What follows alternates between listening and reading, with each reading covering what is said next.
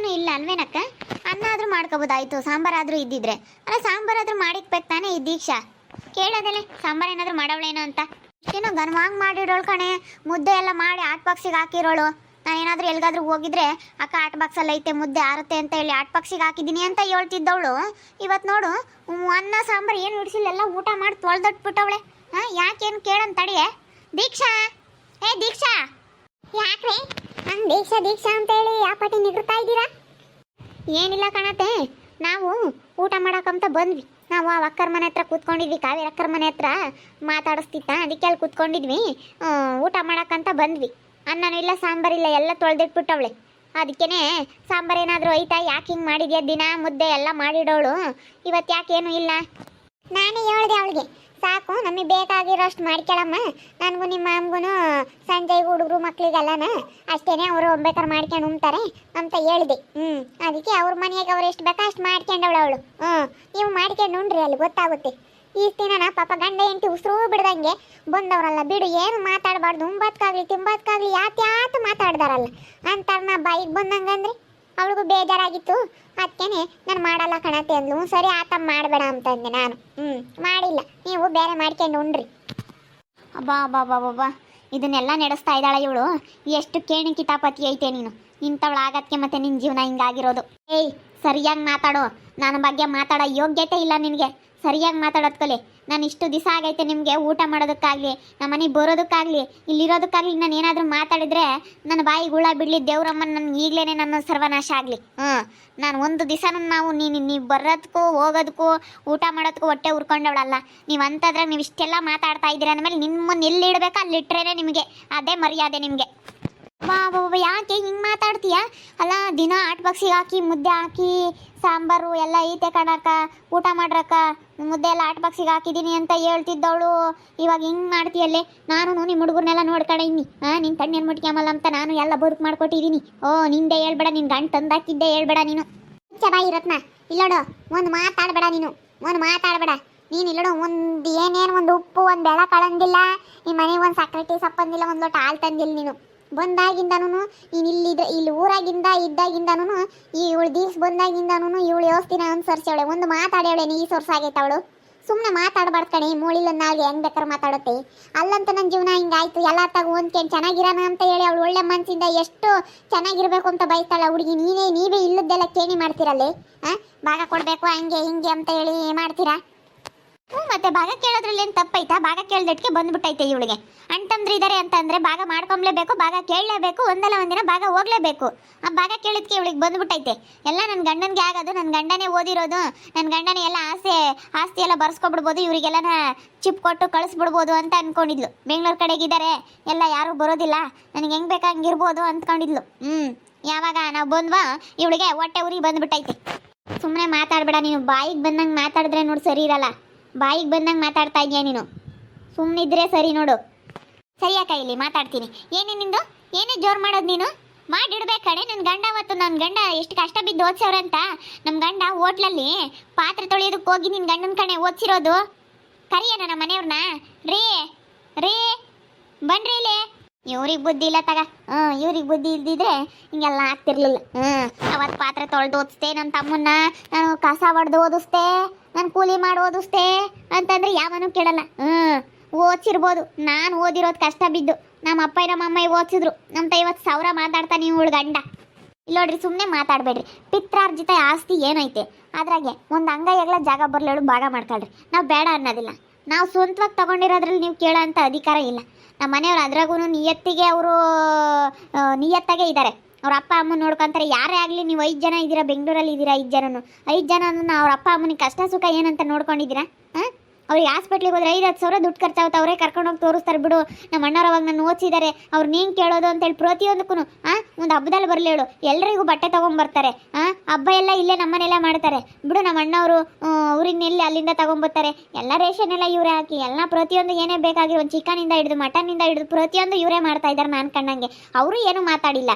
ಇವತ್ತು ಅವ್ರು ಏನಾದರೂ ಮಾತಾಡಿದ್ರೆ ನಾನು ಅವ್ರನ್ನ ಸಂಜೆ ನೀವು ಹಿಂಗೆ ಮಾಡ್ತಾ ಇರೋದು ಸರಿ ಇಲ್ಲ, ನಿಮ್ಮ ಅಣ್ಣ ಅವತ್ತು ಕಷ್ಟಪಟ್ಟು ನಿಮ್ಮ ಅಣ್ಣರೆಲ್ಲ ಓದಿಸಿದ್ದಾರೆ, ಇವತ್ತು ನಿಯತ್ತಿಗಿರಬೇಕು ನೀವು ಅಂತ ಹೇಳಿ ನಾನು ಮಾತಾಡ್ತಿದ್ದೆ. ಅವರು ಇವತ್ತು ಎಷ್ಟು ಕಷ್ಟ ಸುಖಕ್ಕಾಗಿದ್ದಾರೆ ಅಂತ ನನಗೆ ಗೊತ್ತು, ನಾನು ನೋಡಿದ್ದೀನಿ. ನನ್ನ ಕಣ್ಣಾರೆ ನೋಡಿ ನಾನು ಇವತ್ತು ಮಾತಾಡಬಾರ್ದು. ನೀವೆಷ್ಟು 5 ಜನ ಬಂದ್ರೂ ಅವರು ಇವತ್ತು ಎಷ್ಟು ಚೆನ್ನಾಗಿ ಅವ್ರು ಕಾಣ್ತಾ ಇದ್ದಾರೆ ಅಂದರೆ ಅಷ್ಟು ಚೆನ್ನಾಗಿ ಕಾಣ್ತಾ ಇದ್ದಾರೆ ನಿಮ್ಮನ್ನು. ಅವ್ರು ಯಾವುದು ಏನು ಒಂದು ಮಾತಾಡಿಲ್ಲ. ಅವರಾಗಲಿ ನಾನಾಗಲಿ ನಿಮ್ಮನ್ನು ಊಟ ಮಾಡೋದಕ್ಕಾಗಲಿ ತಿನ್ನೋಕ್ಕಾಗಲಿ ಉಣ್ಣೋಕ್ಕಾಗಲಿ ನಾವೇನಾದರೂ ಮಾತಾಡಿದ್ರೆ ನಮಗೆ ಈಗಲೇ ನಾಲ್ಗೆ ಗುಳ ಬೀಳ್ಬಿಟ್ಲಿ. ನಮ್ಮ ಮನೆಯವ್ರು ಬರಲ್ಲ ಕಣಪ್ಪ. ಹಿಂಗೆ ಸ್ವಾಡಗಳು ಆಗಿ ಬರೀ ತಿನ್ನೋಕ್ಕೂ ಉಣ್ಣೋಕ್ಕೂ ಅಷ್ಟೇ ನೀವು. ಸ್ವಾಡಗಳು ಆಗಿ ಒಂದು ಅಕ್ಷರ ಕಲ್ತಿಲ್ಲ ಏನಿಲ್ಲ. ಇವತ್ತು ಅಕ್ಷರ ಕಲ್ತ್ಕೊಂಡು ಬುದ್ಧಿವಂತರಾಗಿ ಎಲ್ಲ ಆಸ್ತಿ ಮಾಡಿಕೊಂಡು ಚೆನ್ನಾಗಿದ್ದಾರೆ. ಎಲ್ಲ ಇನ್ನಿದ್ದವ್ರು ಹೆಂಗಾದ್ರೂ ಹಾಳಾಗಿ ಹೋಗ್ಲೇಳು. ಇವಾಗ ನೋಡಿ ಹಿಂಗೆ ಮಾತಾಡ್ತಾ ಇದ್ದಾಳೆ. ನಾನೆಲ್ಲ ನೋಡಿದೆ ಮಾಡಿದೆ ನಮ್ಮಪ್ಪ ನಮ್ಮಮ್ಮನ ನೋಡ್ಕೊಂಡೆ ಅಂತ ಹೇಳಿ ಬಿಗಿತಾ ಇದ್ದಾಳೆ ಭಾಷಣನ ಇವಳು. ದೀಕ್ಷಾ, ನಾನು ಹೇಳ್ದೆ ತಾನೆ ಅವ್ರು ನಿಮ್ಮ ಮನೆ ಒಳಗಡೆ ಸೇರಿಸ್ಬೇಡ ಅಂತ ಹೇಳಿ. ಅವ್ರಿಗೆ ನಿಯತ್ತಿಲ್ಲ. ಹಿಂಗೆ ಮಾತಾಡ್ತಾ ಇದ್ದಾರೆ ನೋಡಿ. ಸ್ವಲ್ಪ ಚೆನ್ನಾಗಿ ಆಗ್ತಾರೆ ಅಂದರೆ ಯಾರಾದ್ರೂ ಹೊಟ್ಟೆ ಉರ್ಕೊಂಡು ಇಲ್ಲಿ ಬಂದುಬಿಡ್ತವೆ. ನಾನು ಹೇಳ್ದೆ ತಾನೆ ಇವ್ರು ನಿಮ್ಮ ಮನೆ ಒಳಗಡೆ ಸೇರಿಸ್ಬೇಡ ಅಂತೇಳಿ. ನಡೀರಿ ಆಚೆ ಫಸ್ಟ್. ನಮ್ಮ ಮನೆ ಒಳಗಡೆ ಕಾಲಿಡೋ ಯೋಗ್ಯತೆ ಇಲ್ಲ ನಿಮಗೆ. ನಿಮ್ಗೆ ಒಂದು ಸ್ವಲ್ಪನಾದರೂ ನಿಯತ್ತಿಲ್ಲ. ತಿಂದ ಮನೆ ಜನತೆ ಎಣಿಸ್ತಿರಲ್ಲ ನೀವು. ಎಂಥವ್ರು ನೀವು? ದೀಕ್ಷಾ, ನಾನು ಹೇಳ್ದೆ ತಾನೆ ಈ ಮನೇಲಿ ಬಿಟ್ಕೋಬೇಡ ನೀನು. ಫಸ್ಟ್ ಅವ್ರು ಬಂದರೆ ಆಚೆ ಕಳಿಸು. ನೀನು ಮಾಡಬೇಡ, ಅಡುಗೆ ಮಾಡಬೇಡ ಅಂತ ನಾನು ಹೇಳ್ದೆ. ನಿನಗೆ ನೋಡು ಹೆಂಗೆ ಮಾತಾಡ್ತಾರೆ ನೋಡಿ. ಇವ್ರು ಇನ್ನೂ ಎಂಥವ್ರು ಅಂತ ಗೊತ್ತಿಲ್ಲ. ನಾನು ಆಗತ್ತಿಗೆ ಅನುಸರಿಸಿದ್ದೀನಿ. ಬಿಡು, ಮಾತಾಡಬಾರ್ದು, ಜಗಳ ಮಾಡ್ಕೋಬಾರ್ದು, ಚೆನ್ನಾಗಿರಬೇಕು ಅಂತ ಹೇಳಿ ನಾನು ಎಷ್ಟೆಲ್ಲ ಪ್ರಯತ್ನ ಪಟ್ರು ಇವರು ಜಗಳ ಮಾಡೋದಕ್ಕಾಗಿ ಕಾಯ್ತಾ ಇದ್ದಾರೆ ಅಂದಮೇಲೆ ನೀನು ಇವ್ರನ್ನ ಮನೆಯೊಳಗಡೆ ಬಿಟ್ಕೋಬೇಡ.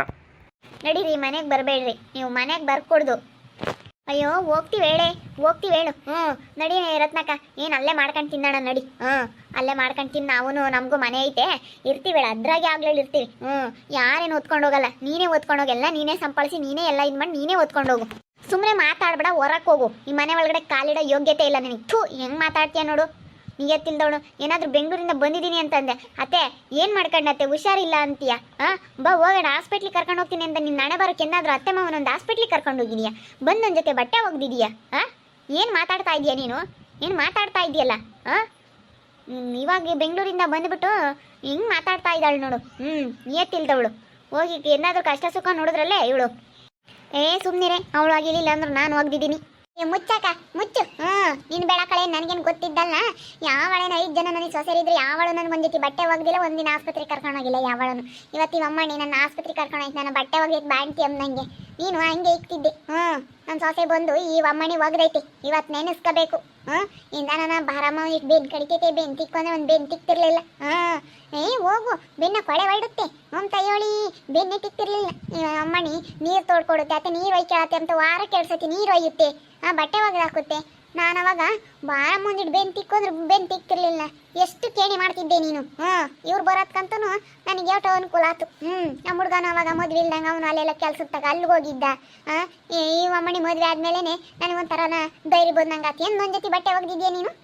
ಮಾತಾಡಬಾರ್ದು ಇವೆಲ್ಲ ಬಿಡತ್ತ. ಸಣ್ಣ ಪುಟ್ಟವೆಲ್ಲ ನಾವು ಚೆನ್ನಾಗಿತ್ಕೊಂಡು ಹೋಗ್ಬೇಕು. ನಾವು ನಾಲಾರಂತೆ ಅಂತ ಹೇಳಿ, ನಾವು ಚೆನ್ನಾಗಿರಕ್ಕಂತ ಹೇಳಿ ಎಷ್ಟೆಷ್ಟು ಪ್ರಯತ್ನ ಪಟ್ರು ನೀವು ಬಿಡೋದೇ ಇಲ್ಲ. ನಿಮ್ಮ ಕಂತ್ರಿ ಬುದ್ಧಿನ ಹೋಗ್ಲೇಳು. ಎಲ್ಲರ ಮನೆಯಾಗೂ ಇದ್ದಾವೇನು?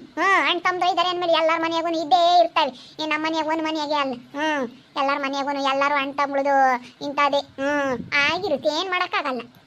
ನಾವೇಟ್ ಮರ್ಯಾದೆ ಕಾಪಾಡ್ಕೊಂಬರ್ಬೇಕು, ಕಾಪಾಡ್ಕೊಂಡು ಚೆನ್ನಾಗಿರ್ಬೇಕು ಅಂದ್ಕೊಂಡಂಗೆಲ್ಲ ನೀವೊಂದು ಕೆಮ್ಮದೇ ಇಲ್ಲ. ಹೋಗ್ರಿ, ಮನೆ ಐತಲ್ಲಿ ಮಾಡ್ಕೊಂಡು ತಿನ್ನೋಗ್ರಿ. ಎಲ್ಲ ಉಪ್ಪು ಬೆಳಕಾಳು ಸಕ್ಕರೆ ಟೀ ಸೊಪ್ಪು ಎಲ್ಲ ಪ್ರತಿಯೊಂದು ಹೊಂದಿಸಿ ಮಾಡ್ಕೊಂಡು ತಿಂದಾಗಲೇ ಮತ್ತೆ ಗೊತ್ತಾಗೋದು. ಅವಾಗ ಬರಲ್ಲ ಏನೂ. ಅವಾಗ ಕಷ್ಟ ಬೀಳ್ತಾರಲ್ಲ, ಅವಾಗ ಮುಚ್ಕೊಂಡಿರ್ತಾರೆ. ಇವಾಗ ಯಾತೊಂದು ಹಾಕಿದ್ದು ತಿಂದು ಕುಗ್ಸುತ್ತೆ ಲವಡರ್ಗೆ. ಬಾರೆ ಈ ಮನೇಲಿ ಇರೋದು ಬೇಡ, ಬಾರೆ ಹೋಗ್ತೀವಿ ಹೇಳಿ. ಈ ಮನೆ ಅಂಗ್ಳ ತುಳಿಯಲ್ಲ ನಾನು. ಈ ಮನೆ ಅಂಗ್ಳ ತುಳಿಯಲ್ವೇ? ಈ ಮನೆ ಅಂಗ್ಳ ತುಳಿಯಲ್ಲಿ ಏನೋ ತಿಳ್ಕೊಂಡಿದೀಯ? ಹೋಗು. ನಿನಗೇನೆ ಬರುತ್ತ ಹೋಗಿ. ಎಂತೆಂಥರ ಇದ್ದಾರೆ ಜನ ಅಂತ ಗೊತ್ತು. ನಿಂಗೆ ಬಿದ್ದು ನನ್ನ ಕಣ್ಣೆದ್ರಿಗೆ ನೀವಿಬ್ರು ಗುದ್ದಾಡಲಿಲ್ಲ ಅಂದರೆ ನನ್ನ ಹೆಸರು ದೀಕ್ಷಾ ಅಂತ ಕರಿಬೇಡ. ಹೋಗು. ನಿಮಗೆ ಬರುತ್ತೆ. ಹೋಗು. ಸುಮ್ಮನೆ ಮಾತಾಡಬೇಡ. ಹೋಗು. ನನ್ನ ಹತ್ರ ಎಕ್ಸ್ಟ್ರಾ ಮಾತಾಡಬೇಡ. ನನ್ನ ಅತ್ತೆ ಹೇಳಿದ್ದು. ನಮ್ಮ ಸಂಡೆಗೂ ಗೊತ್ತಿವ್ರ ಬುದ್ಧಿ ಏನು ಅಂತ ಹೇಳಿ. ಇವಳು ನಮ್ಮ ರತ್ನ ಹಿಂಗೆ ಇದ್ದಾಳೆ, ಬರೇ ಅವಳಿಗೆ ಹಚ್ಚಿಕದೆ ಕಣೆ. ತಡಿ, ಇವಳು ಅವಳು ಮಾತು ಕೇಳ್ಕೊಂಡು ಕುಣಿತಾ ಇದ್ದಾಳೆ. ಇವಳು ಮನಸ್ಸು ಅವಳು ಸರಿಯಾಗಿ ಮಾಡ್ತಾಳೆ. ತಡಿ, ಅವಳನ್ನೇ ಹೊರಕ್ಕಾಗ್ತಾಳ ಮನೆಗಳಿಂದ ಬೇಕಾರೆ ಅವಳು ಅಂತಾಳ. ಅವಳು ಅವ್ರವ್ರಿಗೆ ಬಿಡು. ಸುಮ್ಮನಿರಿ, ಏನು ಮಾತಾಡಕ್ಕೆ ಹೋಗ್ಬೇಡ ನೀನು. ಅಮ್ಮ, ನೀನು ಏನು ಟೆನ್ಷನ್ ತಗಬೇಡ. ಊಟ ಮಾಡ್ಕೊಂಡು ಸುಮ್ಮನೆ ಚೆನ್ನಾಗಿರೋದು ಕಲಿ. ಇಲ್ಲಿ ನೋಡು ದೀಕ್ಷಾ, ನೀನೇನು ಬೇರೆ ಟೆನ್ಷನ್ ತಗೊಂಬಕ್ಕೆ ಹೋಗ್ಬೇಡ. ನೀನೇನು ಮಾತಾಡೋಕೆ ಹೋಗ್ಬೇಡ ಅಷ್ಟೇ. ಇವಾಗ ಹೇಳಿದ್ಯಾ ತಾನೆ, ನಮ್ಮ ಮನೆಗೆ ಬಿಟ್ಕೊಂಬಕ್ಕೆ ಹೋಗ್ಬೇಡ. ನೀನು ಯಾರೇ ಬರಲಿ ಹೇಳು ಅಷ್ಟೇ. ನಾವು ನೋಡ್ಕೊಂಬಷ್ಟು ನೋಡ್ಕೊಂಡಿದ್ದು. ನಾನು ಕೈಲಾದಷ್ಟು ನಾನೇನು ಅನ್ಯಾಯ ಮಾಡಿಲ್ಲ. ನಮ್ಮ ಅಣ್ಣರು ನನ್ನ ಓದಿಸಿದ್ದಾರೆ ಅಂತ ನನಗೂ ನನ್ನ ಮನಸ್ಸಲ್ಲಿ ಐತೆ, ನನಗೂ ನಿಯತ್ತೈತೆ. ನಾನು ಅದೇನು ಮಾಡ್ಬೇಕು ಅದನ್ನು ಮಾಡಿದ್ದೀನಿ. ಇನ್ನೂವರೆಗೂ ಆಗೈತೆ. ನಮ್ಮ ಅಪ್ಪ ನಮ್ಮಮ್ಮ ಹಿಂಗೆ ಹಾಸ್ಪಿಟ್ಲಿಗೆ ಕರ್ಕೊಂಡು ಹೋದ್ರು, 1 ರೂಪಾಯಿನೂ ನನ್ನ ನಮ್ಮ ಅಣ್ಣರನ್ನ ಕೇಳಿಲ್ಲ. ನಮ್ಮ ಅಪ್ಪ ನಮ್ಮ ಅಮ್ಮನಿಗೆ ಒಂದು ವರ್ಷ ಬಟ್ಟೆ ತಗೊಂಬಿ ಮನೆಗ್ಲಾರ್ಗೆಲ್ಲ ವರ್ಷ ಯುಗಾದಿ ದಸರಾ ದೀಪಾವಳಿ ಎಲ್ಲರಿಗೂ ಮನೆಗ್ಲಾರ್ಗೆಲ್ಲ ಬಟ್ಟೆ ತೊಗೊಂಬತ್ತೀನಿ. ನಾನು ಬಿಡು ಕೆಲಸದಲ್ಲಿ ಇದ್ದೀನಿ ಅಂತ ಎಲ್ಲ ಪ್ರತಿಯೊಂದು ನೋಡ್ಕೊಂಡಿದ್ದೀನಿ. ಇನ್ಮೇಲೆ ಅದಾಗೋದಿಲ್ಲ, ನೋಡ್ಕೊಂಬ್ಲೇಳು ಗೊತ್ತಾಗುತ್ತೆ ಅಷ್ಟೇ. ನಾನು ಕೈಲಾದಷ್ಟೆಲ್ಲ ಮಾಡಿದ್ದೀನಿ.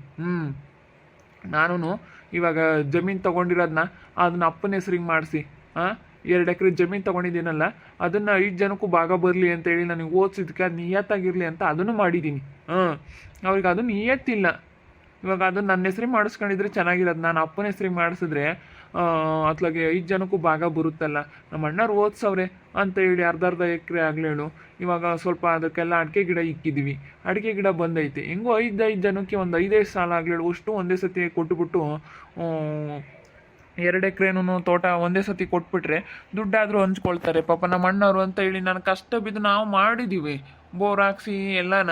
ನಾನು ಅದರಲ್ಲೂ ನಮ್ಮ ಅಣ್ಣರ್ಗೆ ಅನ್ಯಾಯ ಮಾಡಬಾರ್ದು, ನಾನು ಒಬ್ಬನೇ ತಗೋಬಾರ್ದು, ಮನೆ ಅಂತೂ ಒಬ್ಬನೇ ಕಟ್ಕೊಂಡೆ ಅಂತ ಹೇಳಿ ನಾನು ಹೊಲದಲ್ಲಿ ಎಲ್ಲಂಗೆ ಅನುಕೂಲ ಮಾಡಿಕೊಟ್ರು ನೋಡವ್ರು ಎಷ್ಟು ಮಾತಾಡ್ತಾರೆ. ರಪ್ಪನ ಒಂದಿಟ್ಟು ದುಡ್ಡು ಕೊಟ್ಟಿತ್ತು, ನಂತ ಒಂದಿಟ್ಟು ಈಟ ದುಡ್ಡು ಇತ್ತು ಕುಡಿಕೊಂಡಿದ್ದು. ಅದು ನಾನು ಕೊಟ್ಟು ತಗೊಳಪ್ಪ ಅಂದೆ. ನಮ್ಮ ಅಣ್ಣರಿಗೆ ಅನ್ಯಾಯ ಮಾಡಬಾರ್ದು ಅಂತ ರಪ್ಪನ ಹೆಸ್ರು ಮಾಡಿಸ್ತಗೊಂಡು ಅವತ್ತು ಅವನು ಹೆಸ್ರು ಮಾಡಿಸ್ಕೊಂಡು ಸುಮ್ಮನಾಗಿದ್ರು ಬುದ್ಧಿ ಬಂತ ನಾನು.